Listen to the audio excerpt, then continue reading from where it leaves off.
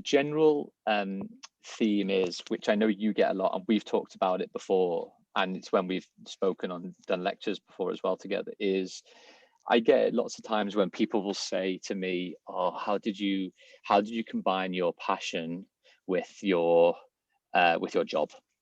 And I've had that for so many years now, of people, almost looking at the stuff that I do. I'm sure it's the same type of thing with stuff you do and others in like the passion industries, I call it. If it's sport, if it's music, if it's TV, if it's fashion, if it's all of those things, when people are growing up are like, "Oh, I wish I could do that for a living," more or less. And what I've tried to do in parts of like putting this idea of a book together is to be like, I think what it comes down to is like investing a lot of time in yourself. That is more than just, "Oh, he's lucky because this happened," or he spoke to the right person at the right time and got in because of a connection. It was nothing to do with how good he was. And my idea is to bring all of these things like into one book, which is develop yourself by learning and by doing. Become a very good and well networked person, and the wider your network, the strength of your network, the more valuable you become to yourself and to others as a result. And things like stuff to do with, if it's how to deal with setbacks or failures, or things to do with like how you create the best habits and go about doing things in particular ways. I'd just be really interested in, like, ideally just like lots of different stories, things, because usually what happens when I chat to agents or chat to other people generally, they're like, "Yeah, but I was quite lucky to do that because that fell into place and this happened." But actually, I think when most people say luck or otherwise, what they actually mean is all the hard work that I put in made an opportunity, which I then took, which then helped me along my path. Absolutely. I totally agree with that. Isn't there a saying that luck is where opportunity meets preparation? Yeah, something like that. I mean, and when you were talking there about networking, there's another famous quote by Jim Rohn, which stayed in my mind for many years, is that your network is your net worth. So yeah. I firmly believe that, it's about that the more people especially decision makers, then the better chance you've got of making a success in your job, for sure.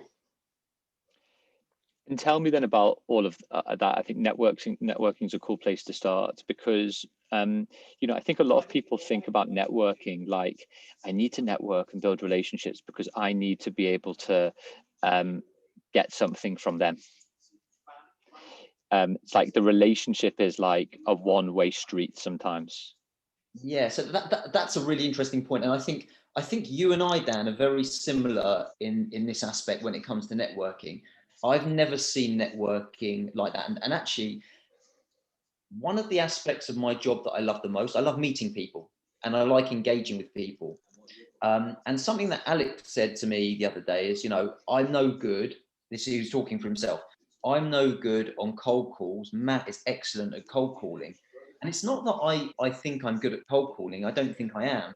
I think what I am is I'm interested in people. And I'm interested in getting to know people. I'm really interested in understanding what makes people tick. Everybody's got a different reason for why they do things. Everyone's motivated by different things. I'm fascinated by human psychology, especially sports psychology. And I think where I say you and I are quite similar, I think you like dealing with people. And for me, that's the aspect of my job that I love. Marrying up working in a job like football, in an industry that we're both passionate about, but at the same time dealing with people within that industry ticks all the boxes for me. I love meeting people. I like, and for me, what I believe in is adding value. And I think that the more value that you can add to somebody, and the more you can contribute without actually wanting anything back, it's funny how it repays itself. And so many of the relationships that I've nurtured, and I think that's the one thing that I am particularly good at. And I'm not too proud, or sorry, I'm not too modest to say that. I think I'm really good at nurturing relationships. I'm still friendly with a lot of the people I was friendly with at school from when I was 5 years old, and the ones I was at school with from 11 years old, because I value my relationships, and I've taken that into my work life, and I really value the time and the people that I work for and I work with. I think that's really important. So networking to me is not about, when people look at it from a very cold perspective and a very, what's the word, manipulative perspective, that you're trying to get something out of it.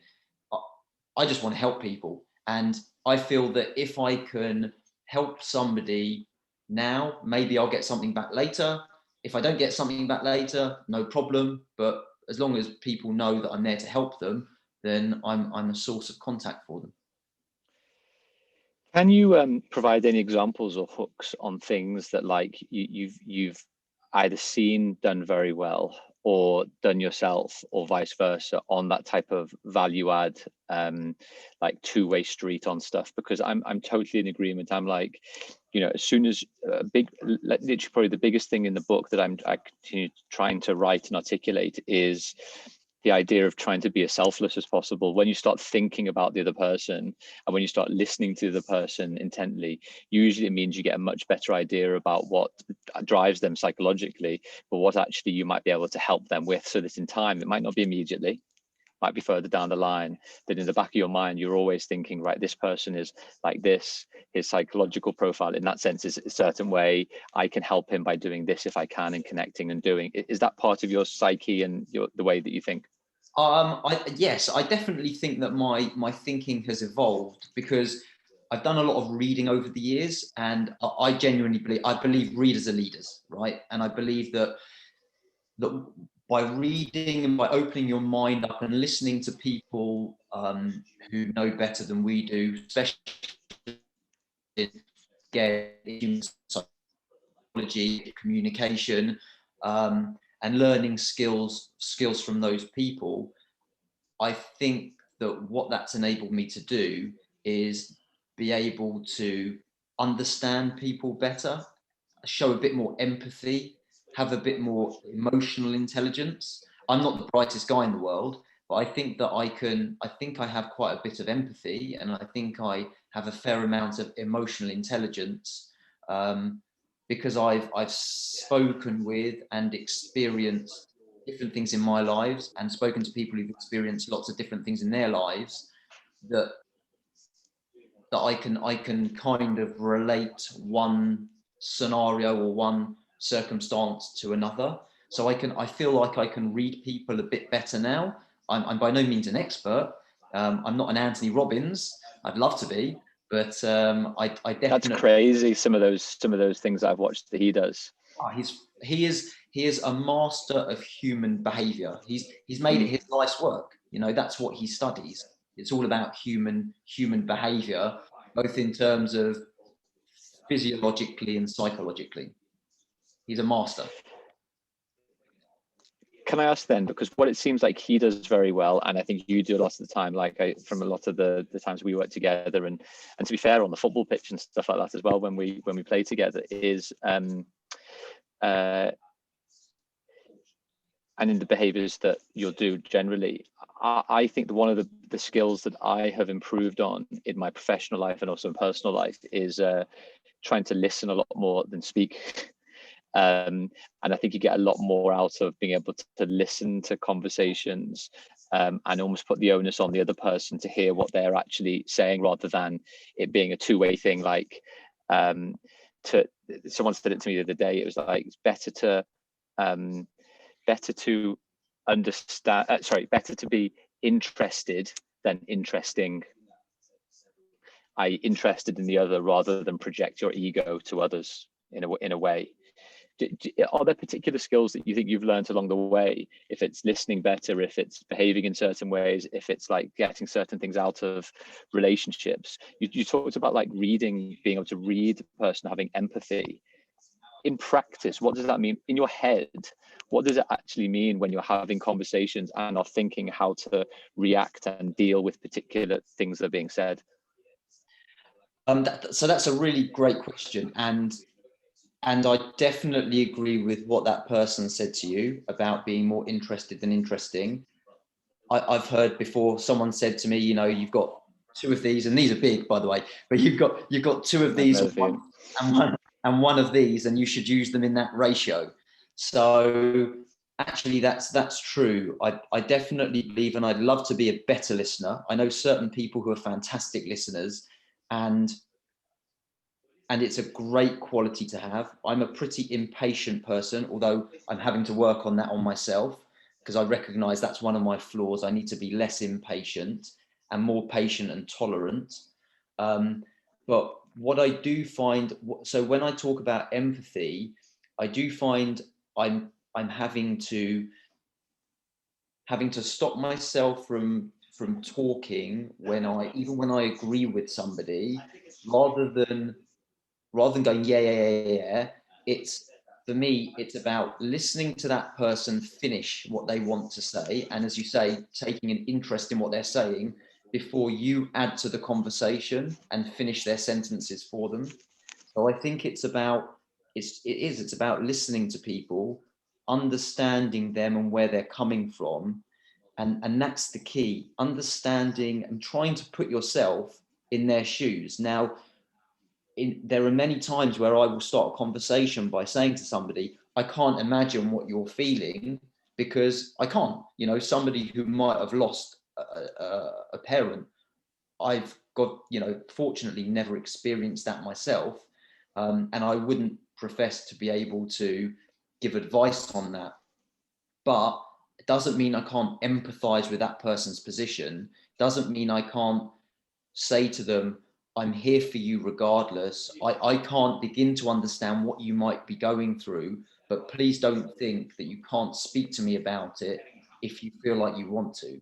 So does that make sense? It's not necessarily saying it's absolutely saying, or taking the ego away from it and saying, I don't know how to solve your problem, but I'm just here to listen and just be a sounding board for you without judgment and without giving you advice, because maybe advice isn't what you want right now. You just actually just want to vent, or maybe you just want to speak to somebody or share some information with me. So that to me is about emotional intelligence. That to me is about empathy. And talking about emotional intelligence or sort of creative ways to be able to do things, the one thing that I've been really fascinated with when I've asked sort of people about, firstly, their experiences about how they got into the industry that they're in now, that everybody obviously wants to do to a degree, but also about how, in your best case scenario or examples that you've seen, about how young people have approached trying to engage with you, either by asking for work experience, either from flipping the conversation we talked about, which is like, what can I do for you, rather than what you can do for me. I find that those type of conversations can be like quite frustrating, when lots of young people will be like, please can I have work experience, please can I do this, please can I do that from you, which is, in the end, it's a difficult thing to say yes to. And a lot of the time in my book, what I'm trying to do is try and flip the conversation to make the yes answer very, very easy and straightforward. Like, for example, for you, it could be, dear Matt, it's not that I want to get work experience with you as a football agent, but can I give you a scouting report of 5 players that I think might be really good for you, and then follow up with a 5-minute call with you to see if you think that actually my reports are any good, to build the relationship rather than to be like all or nothing, and the easiest to say no or not respond. Are there ways that you've seen over the years for people to capture, not necessarily your imagination, but people in just stories that you've heard about how people have gone around things in a very innovative, creative, clever way, that ultimately have led them down a good path, or a path towards the thing that they want to do? So that's a great idea, actually, and I don't think I've ever had any prospect come to me and offer some value. Essentially, what you're saying is a value add before they come and speak to you. And I don't think I've ever had anybody do that to me, albeit I've had lots of people approach and say, you know, I'd love some work experiences of an industry I definitely want to get into. What are the chances of coming and shadowing you? I'll do anything for you. I'm happy to come in and do it completely unpaid for a while. So I'm just trying to think, anything I've heard of that are innovative. Nothing that springs to mind, Dan. I've got to be honest. I don't think that there are. Yeah, I can't think of anybody that's come to me with anything that's been creative or innovative to try and get some work experience. And I haven't heard of anything, I don't think, in any other industries where I've heard of people being particularly innovative. No, no problem. The reason why I say it actually is because usually the answer to that, on the whole, from people I've spoken to, tends to be the exact answer that you've given.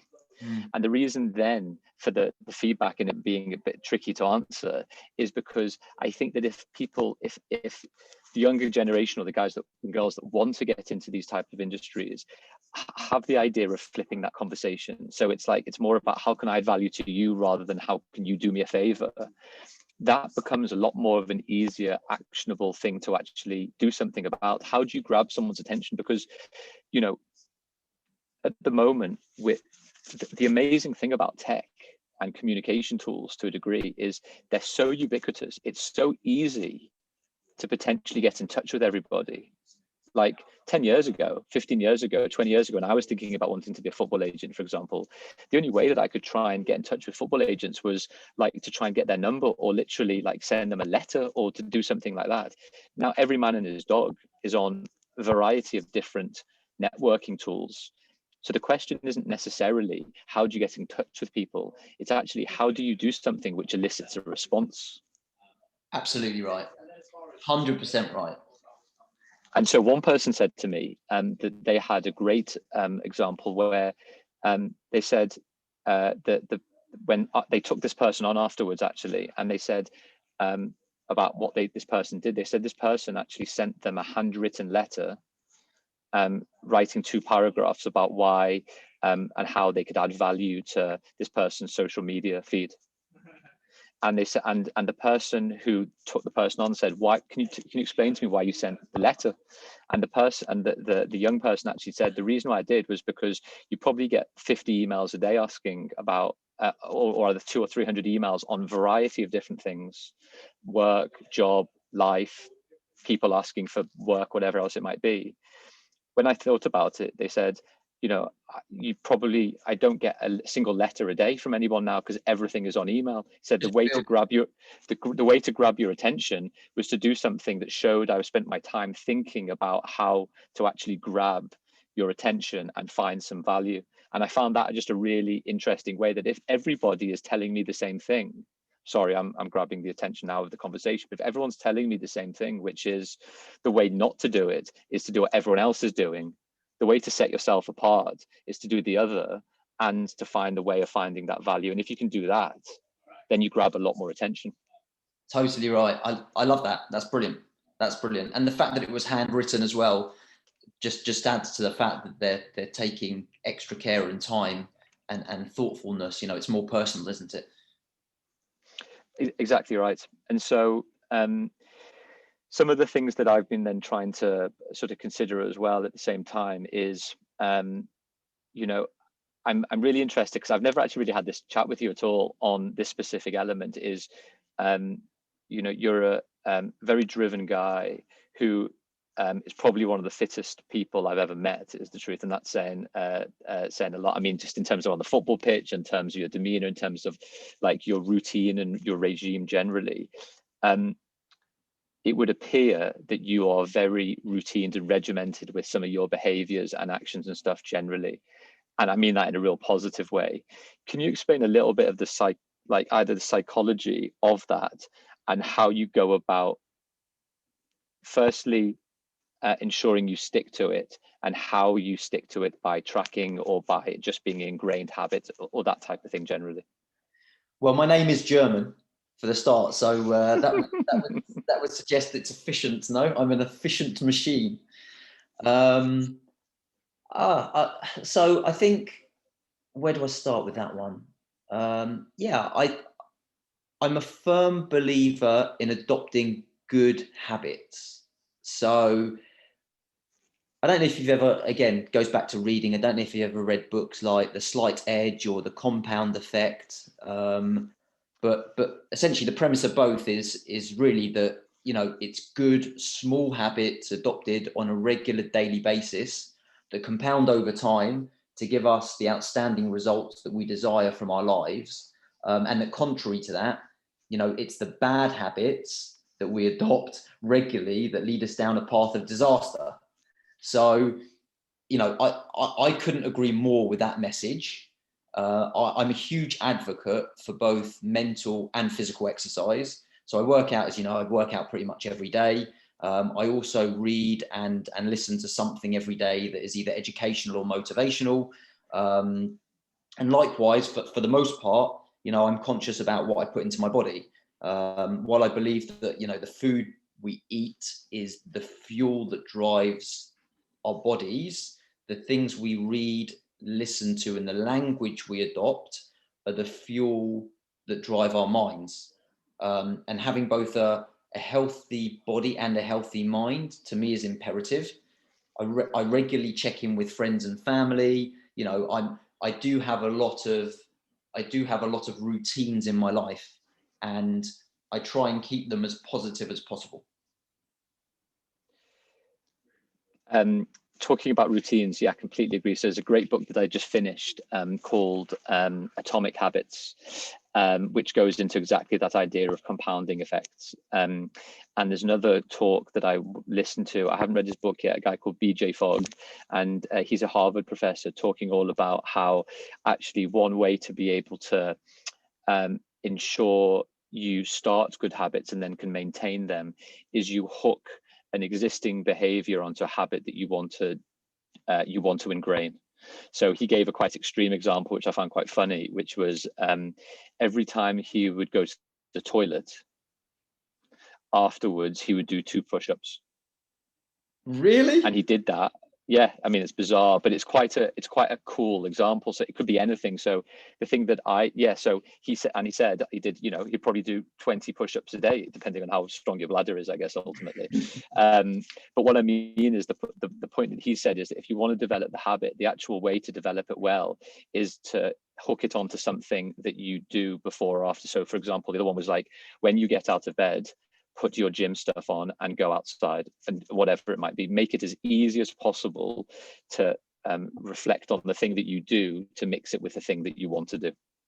And going back to your point, you say you're quite regimented. Could you give me like an example of, like, it doesn't need to be an example of your day, but what is it something that is so ingrained now that you just do almost automatically now because that is almost your identity? It becomes the thing that you do because you're so used to doing it that it would become foreign to you by not doing it if you didn't, because it's not you anymore. Yes, but I'd go a step further to say that and maybe it's a Jewish guilt thing, but it's also, I think, you know, again, I'm going on to Anthony Robbins. He says people will do a lot more to avoid pain than they will to gain pleasure. And going back to that Jewish guilt, it's the pain and the psychological pain of not staying within integrity. And I hold myself as a person of integrity, and that means for myself as well, to keep within integrity, I need to do certain things in my life.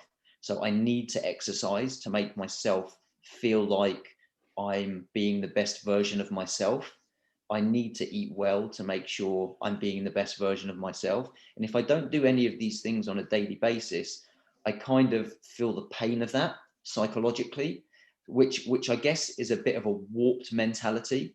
So I would tend to do those things, not necessarily always because I want to do them, but I would now do them because if I don't do them, the psychological pain of having not done it will make me feel guilty. Does that make sense?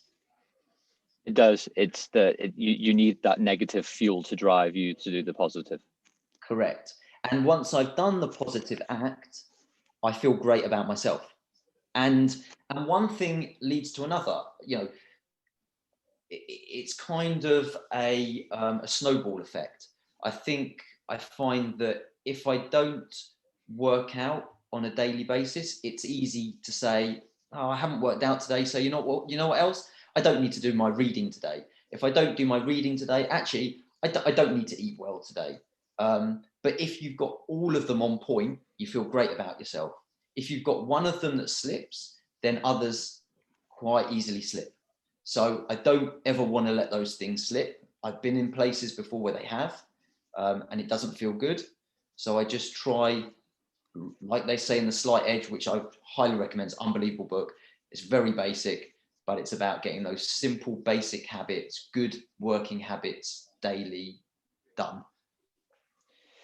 Yeah, it's funny. I read, there's a couple of books that I quote a little bit, quite a bit in my idea of what I'm trying to do, from a book called Mindset by Carol Dweck, and then Grit by Angela Duckworth. It's Grit by Angela Duckworth and Mindset by Carol Dweck, and in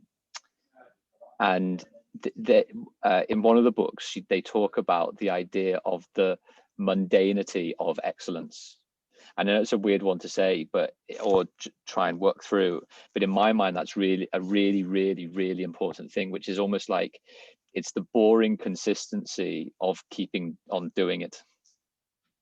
And that to me sounds like exactly almost your point, which is the constant consistency is what most people I see, at least, don't do, is the truth.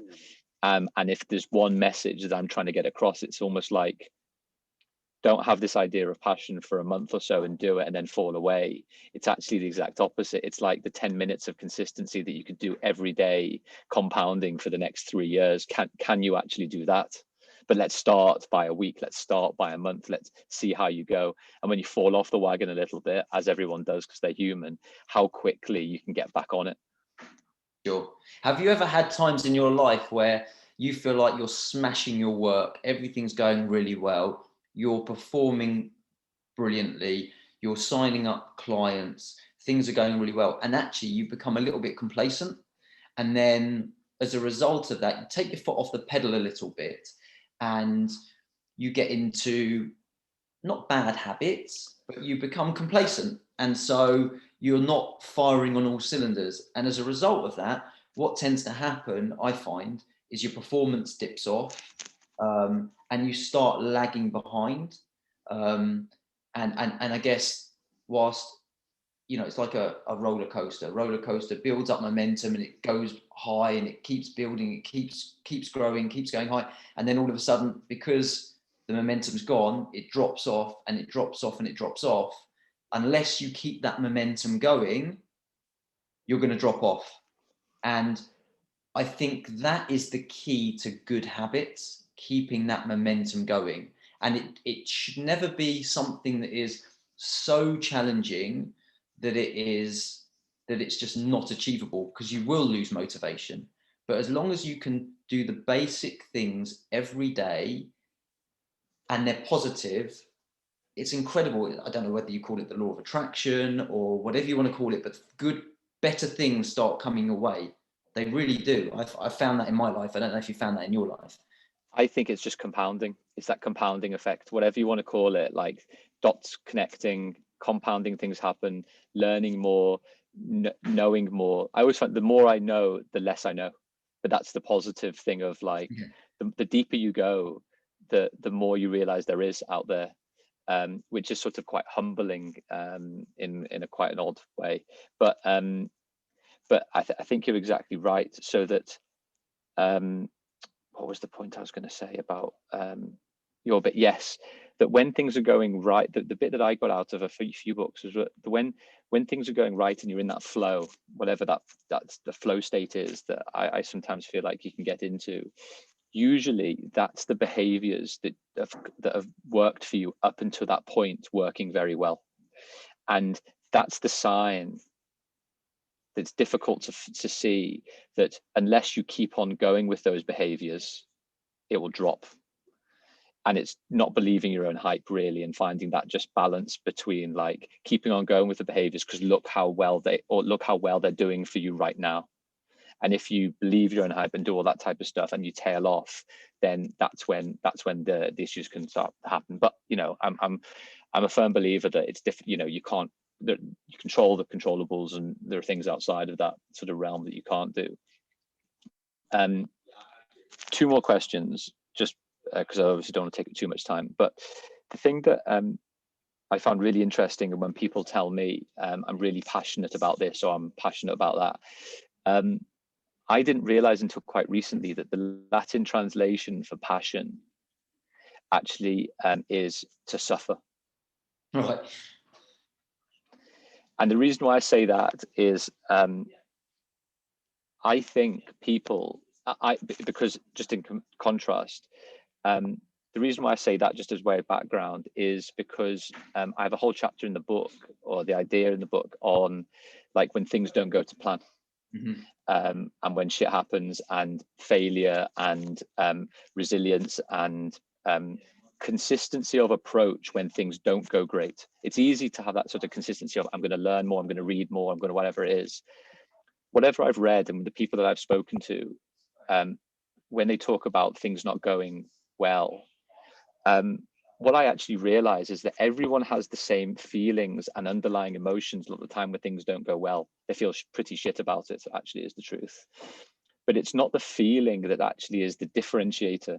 It's actually the reaction to the feeling, which is the differentiator, i.e., how quickly can you dust yourself off and actually get back on the horse?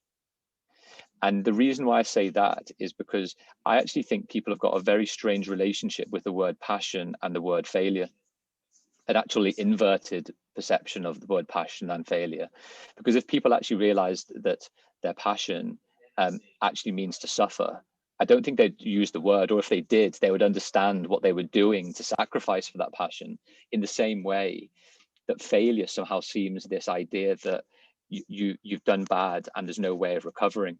Where I think sometimes the best people that are happy to identify when things don't go right can build that resilience to get back on it as quickly as possible within reason, actually are better traits to look for than anything else. That's, I've gone on for a bit of a soliloquy, but that type. I've lost you, Dan. There you are. Sorry, just had a call come in. Apologies. Does that, I haven't really asked a question there, but if you have an idea on that sort of failing as a negative consequence without too much upside, and those bumps along the roads and problems, is that something that's come across? I guess that has to have come across in your reading, in your day-to-day job, and everything else in between. Absolutely. Listen, I'm a firm believer in you grow through adversity. You know, that those are the times that you grow the most, through adversity. And through times of adversity, you also find out who is on your team, because I don't see life as being a solo sport. I think it's a team sport. You need good people around you.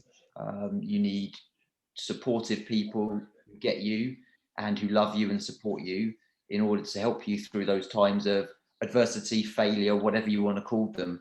You know, we can start getting really deep now. You know, coincidentally, I'm actually reading a book right now. I don't know, the Matthew Syed book, Black Box Thinking. Have you read that? It's really good. Yeah. Okay. So, yeah. which is all about failing and responses to failure. And being completely honest with you, you know, I've always struggled with failing or dealing with failure personally. You know, one of my, I guess, greatest faults in life up until now is probably that mentality, because I'm a bit of a perfectionist, and I don't like to feel like I've ever failed. I guess no one does really, do they? No one wants to feel like they failed. And I think I'm pretty honest with myself about myself. So I've always struggled with the idea of failing. However, the more I've read over the years and the more I've listened to the most successful people in all walks of life, I've learned that failure is intrinsically linked to success. And after all, nobody can succeed at anything all of the time. You know, to me as a 43-year-old man, the measure of a person's success is based on how often they can fail, learn from that failure, and then bounce back from that disappointment and keep persevering until they achieve their goal. Because life is about perseverance, you know. Shit is going to happen. You're going to get knocked down. It's about how you react to those knocks. And today, rather than avoid something in case I might fail, I try to adopt the attitude, if I can't, I must, and front it head on. So I've learned to get perfect later and not stop from trying something just because it might lead to failure. Also in the book by Robert Kiyosaki, did you ever read that, Rich Dad Poor Dad? No. So it's a brilliant book, and he said, you know, if you're going to fail early and responsibly. So and that's about really property investment and what's that? It's property investment, like fail cheaply, basically. So if you're gonna fail at something, make sure it's a cheap fail. Make sure you learn from those mistakes so that next time it hasn't bled you dry, and that you can do it next time, but you know a better way of doing it for the next time.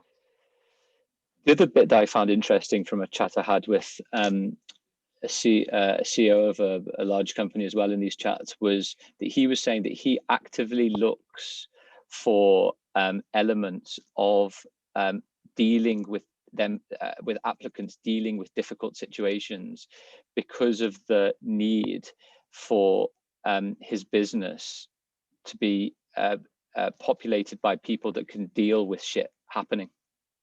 And that you're more likely, within reason, within the bounds of the types of difficulties we're talking about, to deal with more resilient people that don't fall apart at the seams for the first time when something doesn't quite go to plan. And that resilient idea is slightly different to the one I thought, which was, oh, you just either are built with resilience or you're not built with resilience. But I actually think resilience is mainly through experience and expertise. I almost think you become an expert in resilience in a way by dealing with the stuff that happens.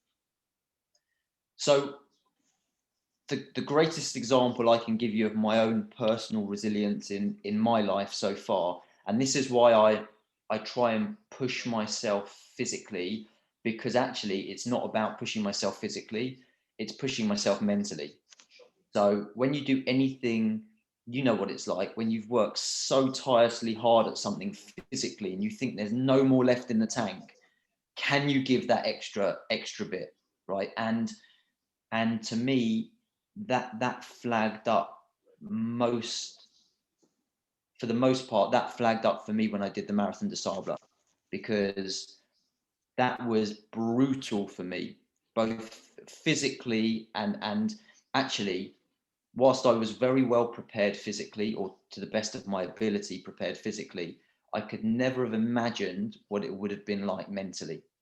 And I really had to dig myself out of certain mental states to get myself through that. And it's a real fantastic, the best thing about that is the metaphor for life. You know, that whatever comes your way, whatever hits you, and it can hit you like a sledgehammer, you can deal with it. So I think you're right in that every experience, this is definitely nurture, not nature. Resilience is not nature. Resilience is nurture. Resilience is shit's going to be thrown at you. How much shit can you have thrown at you before you cave in? And you either adapt to that or you don't. And I think that, you know, the more resilient you can become is because you've trained yourself to be resilient. So absolutely, I believe that's all about nurture. It's nothing to do with nature. Yeah, the practicing resilience, I think, is a really interesting one that I think I still need to get a lot better at. But just very briefly on the Marathon des Sables point, if you're able to articulate it, what was the so we talked about the fuel thing before, about being the negative in order for you to get through the daily positive. It's almost like you feel guilty about not, so you do. as the fuel in a way. Was that the same when you had particular moments when you were like, I presume you had not enough sleep, your feet were completely screwed, you didn't feel like you had the energy to be able to do the next day, or at some point during those days when you're running marathons on ridiculously consecutive days in ridiculously hot conditions? I can't even begin to imagine. But psychologically, when you're at that point of going, fuck it, I'm not going to do this anymore, as I'm sure your brain at some point would be telling you, because why put yourself through it? What was either the resilience, the fuel, the logic, the lack of logic that was like, just keep on going, doesn't matter? So again, it's pain versus pleasure. It's the fear of failing. That's what got me through it. The fear of failing, and thinking to myself, because why I did it in the first place was because to me, it was the ultimate physical challenge for me personally. A friend of mine, a guy that I used to work with, who is an outstanding individual who basically excelled at everything he did in his life, and whatever challenge he took on, he excelled in it. And he worked particularly hard at everything. And I really looked up to him and respected him. And he did this challenge back in like 2000, 2001. Far tougher than when I did it, because obviously things move on, and technology moves on, and you've got all sorts of experience from those people who've previously done it to lean on. However, he told me about this, and I thought that's the most crazy thing I've ever heard. It sounds like ridiculously difficult. I've got to do it because of that. I've got to do it for my own sake, to challenge myself and push myself to be the best that I can be, and see if I can do that. And if I say I'm going to do something, I'll make sure I do it to the best of my ability. And if I hadn't got through it, I would have had to sign up again until I got through it, because that's just who I am as a person. Doesn't make me special. It just makes me, it's just who I am. I don't like to fail, for my own sake and for other people. And also, I'd raised a lot of money for charity, and I didn't want to let those people down. You know, I didn't want to let down the charities. I didn't want to let down, not that I would have done, because I still got the money for the charities, but I would have felt a bit of a fraud if I hadn't completed it. And I can tell you on day two, so day one, I smashed it. I did really well day one, okay? And I was probably in the top 20% of the field in day one, at the end of day one. And that was the sand dunes. So I did really, really well. But I hadn't accounted for the fact that I'd been messing around with my hydration. And at the end of day one, this is on recording, but I'll tell you, I had the shits, had diarrhea, I was massively dehydrated. And come day two, when I started, I was okay, but literally 10 kilometers into the run, and we're doing a marathon that day, and I'm struggling. I'm blowing out my backside. I can't seem to get myself hydrated. I'm really struggling. And I basically called my wife from the desert. At that time, she was just my girlfriend. And I said, I'm gonna have to stop. And I ended up in a tent, getting Diarrhea. And I got to tell you, I was reborn after that. I really was. I was reborn after it. And I thought to myself, I'm going to give up, but I didn't. And that's the point, you know. It's never giving up. It's being relentless. It's just saying, you know what, I will find a way. I'll find a way to get through this. And that, to me, again, it's a metaphor for life. Life's going to throw all sorts of shit at you, and it's how you deal with it. Very cool. Last one for you, mate. So you've actually given me lots of sayings that when I actually managed to transcribe these, I might actually use as the basis for this anyway. But if you had a billboard where you could print any saying, either that someone else has said that's resonated or something that you feel quite strongly about, what would it say? So the one thing I try to live by is, I can't remember who made this quote, but they said, Don't wish it was easier, wish you were better. And I think I that's read that today. I actually read that today somewhere. really, and I love that. I love that. It's take responsibility, take responsibility for everything you do in your life. Because as you said before, you can only control the controllables, but there's a lot that you can control. And I think it's really important. I don't think enough people take responsibility for how their lives turn out. They're always looking to pass the buck or blame somebody else.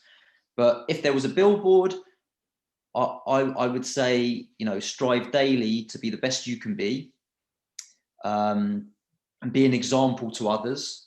Run your own race, because life's a marathon, not a sprint. You've probably heard that one before as well. And as far as we know, we only get one crack at life, so make the most of it and live it with passion. That's what I would say. Yeah, I think that whole thing, don't wish whatever it is easier, wish you were better. I really, really like that, especially because actually I think that's what happens with a lot of people. There's loads of external things that you can't control, and there's loads of things that I know. I've been in a pretty privileged position. Sometimes it's difficult for me to try and be too motivational to people that haven't been in as easy a position as me to some degree. But at the same time, I almost think that's the competitive advantage, isn't it? I think the competitive advantage is most people won't do it. So if you do it, you set yourself apart. Absolutely. No doubt about it. No doubt about it. And I think it's really, I think about, I know the type of person that you are, mate. And you work hard. You're an example to other people. You're an inspiration to other people. Wouldn't go that far, mate. No, you are. You're an inspiration to other people. Look at what you're doing with your charity work. Look at what you're doing in terms of writing a book. You're a leader, and people follow leaders. And you don't sing it from the rooftops. You lead by example. You lead by your actions. There are people, and this takes me back to, I'd just gone traveling back in 2010. I think it was. I came back from traveling, and I was a serial seminar goer. I went to loads of these seminars on property. I really wanted to invest in property, and I looked at all different strategies and ways of buying property, no money down deals, HMOs, all sorts of different buy-to-let properties, all different things. And for probably 2 or 3 years, I went to a load of seminars. And yeah, you could say, I was building up my knowledge. My knowledge was excellent on property, really, really good on ways to buy property. But the best form of knowledge is taking action. And there's no doubt that until you take action, you can't be an expert in anything. You have to take action. You can't just be somebody that writes a book with no knowledge. You're writing a book based on the action that you've taken previously and the experiences that you've had. And that's the point. You take action, you lead by example, and people follow others that inspire them because they take action. And to me, that's what I want to do. I want to not necessarily inspire people, and I don't go out there to say I'm going to live my life now to inspire you, but I do find a lot of people come to me and say to me, how are you so positive all the time? Why are you so, and we'd love to be like that. And that's a really nice thing to hear from people, not because I want to be a leader, but because I like to hear that they feel like in some way, shape or form, I can have a positive effect on their life and give them a slightly different perspective on things. Yes, I think you're very. you are, there's no doubt, you're a leader in what you do. You take action and you make things happen. You don't talk about them, you do them. And that's some of the bit. Well, it's very nice of you to say. I think the bit that I'm trying to positively engage with people is like just do. I know it's like I'm basically copying the Nike thing, but that's exactly the point, isn't it? It's like you either are going to be the armchair critic that can just be like shouting from the rooftops but not actually doing and berating the fact that something did or didn't happen, or put yourself out there and give it a bloody good shot. Yeah, absolutely. And you'll make mistakes, but you learn from them, get perfect later. I actually really like that. That's definitely one that I need to use in the book, which is great. It doesn't need to be perfect for it to be. It's the other way around. It doesn't need to be perfect for it to be perfect. Correct. It will become perfect the more you practice at it, as long as Yeah. as long as you're practicing it properly. Yeah. Mate, really cool. Thank you. I've taken longer than would have done. An hour's gone by pretty quickly. So Anytime. I hope that's of some value to you in some way, shape, or form. mate, it really is. But Really yeah, is. if I can be of any help at any other time, then please let me know. And I'm very impressed